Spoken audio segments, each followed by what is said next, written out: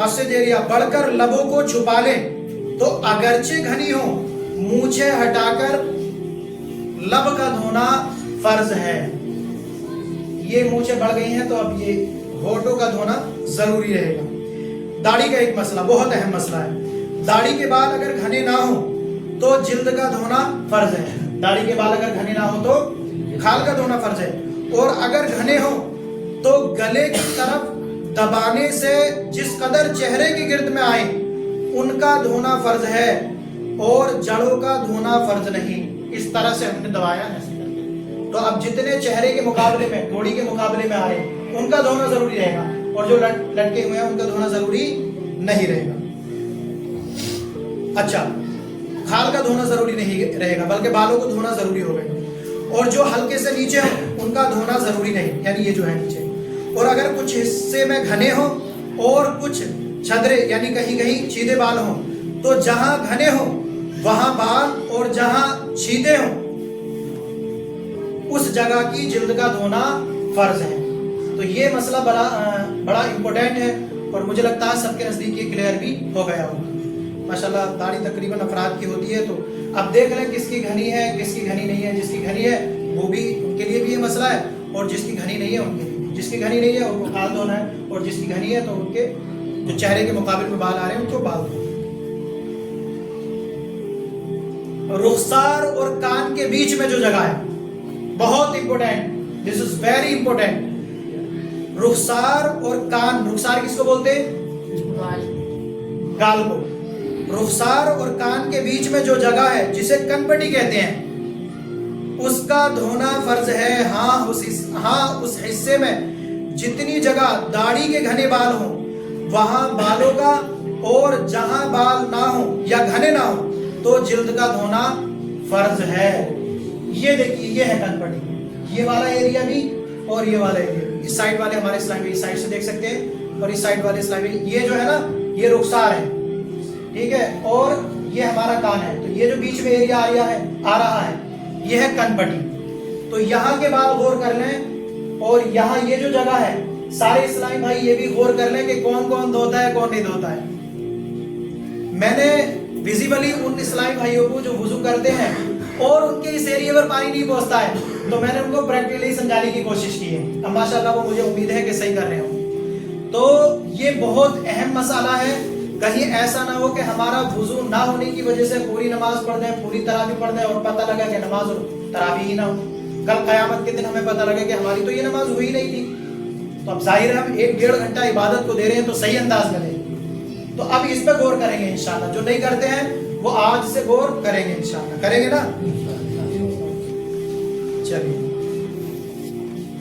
صلو علی الحبیب صلی اللہ تعالی علی محمد صلی اللہ تعالی علیہ وآلہ وسلم وبارک. تو یہ تھا ہمارا منہ دھونے کے تعلق سے. منہ دھونا یہ وضو کا پہلا فرض ہے. اس میں چند چیزیں غور کرنے کی تھی. داڑھی کے تعلق سے جو مسئلے آئے تھے, ٹھیک ہے, اور چہرے کی جو حد لمبائی میں اور چوڑائی میں ہے. اچھا دھونے کا مطلب کیا ہے, تو یہ ساری چیزوں پر غور کرتے ہوئے انشاءاللہ وضو کریں گے تو ہمیں آزمائش نہیں ہوگی. اگر کسی اسلامی بھائی کو کوئی مسئلہ پوچھنا ہے یا کسی کی ابھی سمجھ میں نہیں آیا ہو تو وہ پرسنلی آ کر کے معلوم کر سکتے ہیں. صلو علی الحبیب صلی اللہ علیہ وسلم. آئیے مختصر سی دعا بھی کر لیتے ہیں. اللہم صلی علی سیدنا وعلی سیدنا محمد وعلی وسلم. صلاۃ و سلام علیک یا رسول اللہ. اور جس نے نماز ادا نہ کی, نماز کو چھوڑ دیا تو اس نے دین کو ڈھا دیا. ولہذا ہم سب اپنی عادت بنائیں اور دوسروں کو بھی حکم دیں اور خود بھی نماز کی پابندی کریں. انشاءاللہ کریں گے نا جی. تو کل گفتگو یہ تھی کہ وضو کے اندر 4 فرض ہیں. کتنے فرض ہیں؟ 4 فرض ہیں. نمبر 1 منہ دھونا, نمبر 2 مونی و سمیت دونوں ہاتھوں کو دھونا, اور نمبر 3 مسح کرنا, اور نمبر 4 ٹخنوں سمیت دونوں پاؤں کو دھونا. اب ان میں سے ہر ایک کی تفصیل آج گفتگو کریں گے. منہ دھونے کے تعلق سے فیس واشنگ. منہ کہاں تک دھونا ہے؟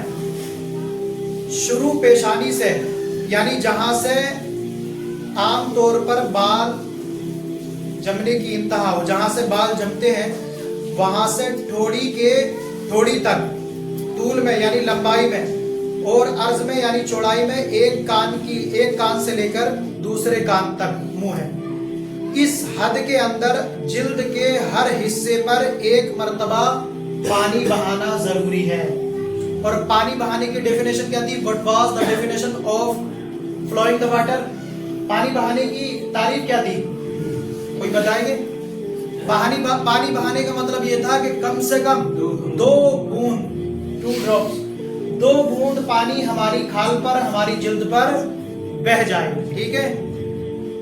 अब चेहरे की जो ये हद बयान की गई है कि आम तौर पर जहां से बाल उगते हैं, बाल उगने की इंतहा जहां होती है वहां से लेकर ठोड़ी के नीचे तक, ठीक है, और एक कान की लो से दूसरे कान की लो तक, लंबाई में और चौड़ाई में, ये है चेहरे की हद। इस चेहरे की हद में, इस हद के अंदर जिल्द के हर हिस्से यानी खाल के हर हिस्से पर एक मर्तबा पानी बहाना जरूरी है, तभी फर्ज अदा होगा, वरना तो फर्ज अदा नहीं होगा।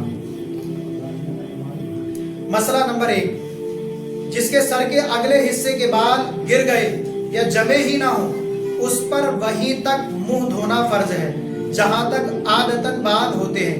ये बहुत इस्लामी भाइयों के साथ प्रॉब्लम्स होती हैं कि मान ले या उम्र जब ज्यादा हो जाती है तो बाल झड़ जाते हैं, या फिर ये है कि साइडों में बाल नहीं रहते हैं या बाल उगते ही नहीं है, तो वो कहां से मुंह? इस मसले को लेकर के हम अपना ये मसला भी हल कर सकते हैं कि जिसके सर के अगले हिस्से के बाल गिर गए हों या जमे ना हो तो उस पर वहीं तक मुंह धोना फर्ज है जहां तक बाल आमतौर पर जमते हैं। और अगर आदतन जहां तक बाल होते हैं उससे नीचे तक किसी के बाल जमे हो तो उन जायद बालों का जड़ तक धोना फर्ज है। यानी किसी के बाल यहाँ तक जमे आए, जैसे कि बाल इस्लामी भाइयों को हमने भी देखा है कि उनके इस साइड में ऐसे होता है, फिर ऐसे यहाँ तक बाल जमाते हैं और इधर भी, और बीच में छोटा सा हिस्सा खाली होता है, तो अब उनके लिए जरूरी है कि ये वाला हिस्सा धो, बालों का ये वाला हिस्सा धो। मूंछों या भौं या बिच्ची के बाल घने हो, मूंछे मास से जो ये एरिया होता है, ठीक है, मूंछों के जो बाल होते हैं उनके ताल्लुक से, या फिर भौं या बिच्ची, ये जो बिच्ची होती है इसको बोलते हैं बिच्ची, तो इसके ताल्लुक से फरमाते हैं कि अगर इन जगहों पर बाल घने हो कि खाल बिल्कुल न दिखाई दे तो जिल्द का धोना फर्ज नहीं है, बालों का धोना फर्ज रहेगा। अब जिल्द यानी स्किन का धोना जरूरी नहीं है, बल्कि अब क्या हो गया? बालों का धोना जरूरी हो गया। और अगर इन जगहों के बाल घने ना हो तो अब उसके नीचे की यानी उन बालों के नीचे की खाल का धोना फर्ज है। तो मेरी गुजारिश है इस्लामी भाइयों से कि जिसके अभी तक दाढ़ी ना आई है वो देख ले कि मेरी तरह और हमारे हमराद भाई की तरह काश उनकी भी दाढ़ी आ जाए।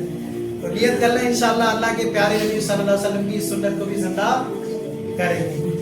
एक हदीस पाक में आया है कि अंबिया इकराम रिज़वानुल्लाह, अंबिया इकराम अलैहिस्सलाम की जो सुन्नत है ना, तो उन सुन्नतों में से एक दायमी यानी हमेशा से चली आने वाली सुन्नत दाढ़ी मुबारक।